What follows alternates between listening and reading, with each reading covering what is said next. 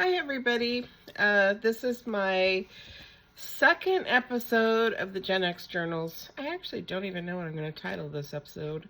It's kind of a off-the-cuff conversation today. I realized yesterday in my first episode I didn't say the date, so I'm trying to update that. But also, I'm trying to look back historically, in the future.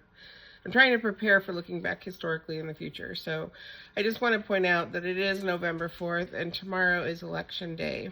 And I have either the fortune or misfortune, I'm not sure which. I am actually teaching a international webinar tomorrow. And it's very hard for me to prepare for those type of things because my husband loves me to give all my free time to doing things that he wants to do, and that's really tough. So on weekends, I wanted to be able to run through the presentation over and over again like I would do if I was traveling and staying in a hotel room. I'd probably just bring food in and practice. But I just wasn't there. My dog Rocky loves to hang out right below my desk. And also I wanted to point out that this is kind of a weird little work environment, and you're like, why are you showing that? That's crazy. But I actually kind of wanted to just document it for my own purposes. So I just opened an online thrift store, and I'm learning all the ins and outs. I'm trying to market through Instagram and Facebook and stay away from like Poshmark or eBay as much as possible. I did sell something on Poshmark, and man, they gouged me on the fees, and so I just don't want to do that anymore. So this is my, I guess it's a 3-foot wide strip. It's the wall of our dining room, and I've had to flip the table to go perpendicular to my wall space. And I use it as my workstation for my state job when I'm working from home. But I also, as you can see by the stuff stacked and that ginormous box of envelopes, it's also my shipping station. If you can see, I have my little thermal printer, my scale. It's tight squeeze. We actually have a downstairs. We had a flood 2 years ago. Almost 2 years ago, and it took about a year to remodel it, but we're still not fully remodeled. There's a lot of things like the wiring, water needs to be turned on downstairs, and also trim and painting has to be done still. And because of that, I don't want to set up a space downstairs. So I used to be in the entryway to our house, which is just like right over there. And that was great, except for it was just constantly, I'd be on a video call, and my husband, if he was home that day, he'd go stomping past, in and out the door, making a lot of noise, distracting whoever, because a lot of my calls, you have to be on video, and so, I don't need some dude walking back and forth. So this way, I can blur my background when I'm on Teams, and they don't really see him going past, like, because that's the door to our bedroom right there. So this working from home thing is pretty awesome. I have the good fortune of being able to work 4/10s, so I typically have every Friday off, and sometimes I'll swap it depending on my workload. And then I'm home one day a week teleworking, and I do 10-hour shifts. So I telework one day, and 3 of the days I'm either working out of my office or I'm out in the field. And I do a lot of driving around in my state-issued car.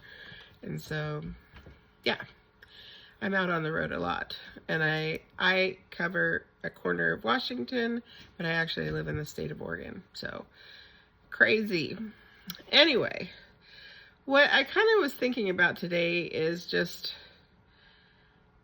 I don't want to get into a political conversation, but I do want to just say I really hope that the election turns out the way I want it to, just because I believe that women need to have rights over their own bodies. And I can't believe we're here. And it scares me because, like, I'll watch things that are happening in the news. And I know you get sucked into that cycle where it's just like a lot of fake stuff or inflated. I saw that they're polling and to kind of inflate, like, the one person's ahead of the other. So I never pay attention to the polling. But it is kind of frightening that tomorrow is election day, which, woohoo, no more political ads after tomorrow. But the fact that women could no longer have rights over their body. And I've read The Handmaid's Tale. I watched the series, and that is just absolutely terrifying to me because you see echoes of what is happening in real life was happening in the book.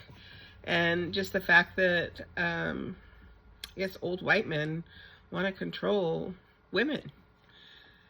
You know, there's all this ruckus about the Democrats put out an ad telling women, you don't have to tell your husband how you vote. And you can support women by voting for Democrats, but you don't have to tell them. You know, you can lie to them or just lie by omission. And they are losing their shit over this. And so I'm like, yeah, that wouldn't happen to me. And then I get home, my husband gets home after I voted and put it in because in Oregon we have mail-in ballots. So I already voted, signed my envelope, put it in, you know, ready to go. My husband comes home and he's like, well, what did you vote on for X? It was like some bill or tax. And I said, well, I wasn't well informed enough, so I just chose not to vote. And he's like, give me your ballot and I'll vote for you. I'm like, no, I chose not to vote because I'm not informed enough. And I read the voter's pamphlet and I just don't have a good feeling about it. So I'm abstaining from voting on that one because I just don't know enough.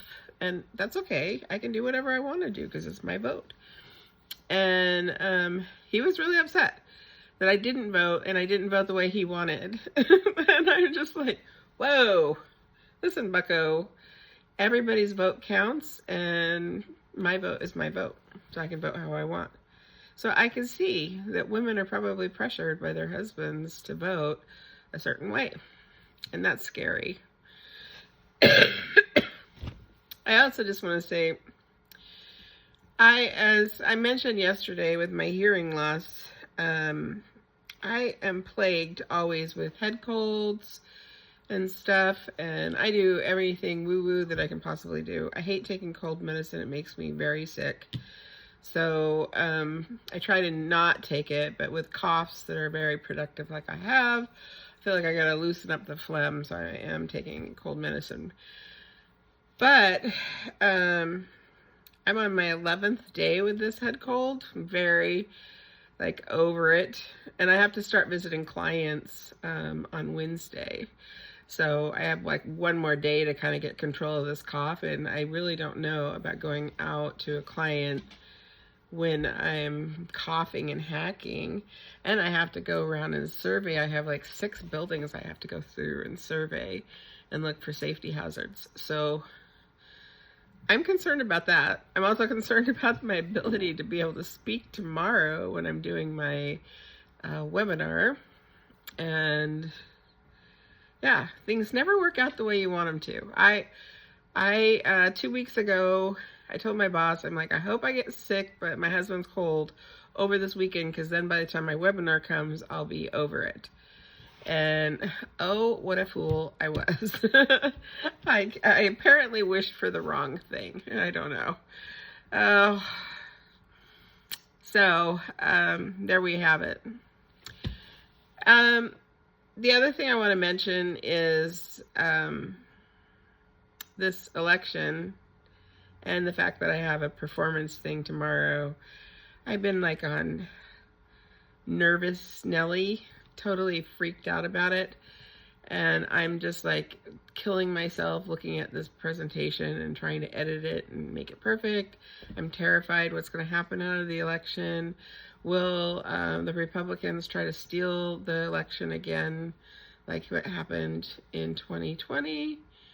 So I'm at the state of high anxiety, which means I'm not really sleeping. Today I woke up at what would be 3 a.m.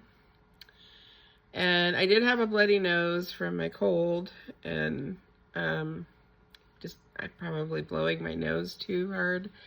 So there was that, but I'm not sleeping. So I'm probably getting like 4 hours of sleep during the night. And then I've been taking a nap every afternoon.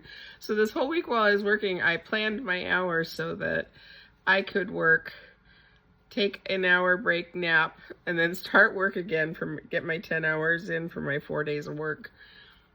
And it's hilarious because the dogs just like trot off to bed with me and we all snuggle up and sleep. You know, I sleep deep for like an hour. But it's pretty hilarious. So I am going to be so glad when tomorrow is over. Once tomorrow's done, if I fucked up my presentation, sorry for my language, you know, it's on me, and it's okay if you do it. You know, if you're presenting and you make a mistake, you just move on from it, because what are you going to do? But it is the first opportunity I've had to do a webinar on this scale, and I'm really hoping that it's well received, because I'd like to do more webinars, like at the Global Safety Summit and that sort of thing, just to have this opportunity to start presenting on a national level. I don't get that opportunity in the state, because it's all about cronyism and knowing who you know, and I'm not kissing enough butts, I guess, to get in the rotation to go out and do presentations like on contractor safety days and stuff. And training is a huge, I love training. So hopefully, fingers crossed, this will give me an outlet for that I haven't had before. So my Miriam, is it Miriam? It's Merriam Webster. Word of the day is amalgamate. So it's the process of mixing things together, one or two or more things together. So, you know, you amalgamate something, you know, you amalgamated the paint ingredients together, basically. So that's pretty cool. And I'll put the word, of course, the word of the day is up here. And that wraps episode 2 of the Gen X journals. And I think I'm just going to call this potpourri. You don't know. It's everything. And I don't want to call it out as being a political thing. So it's my potpourri episode. So thanks for watching, and I'll talk to you later.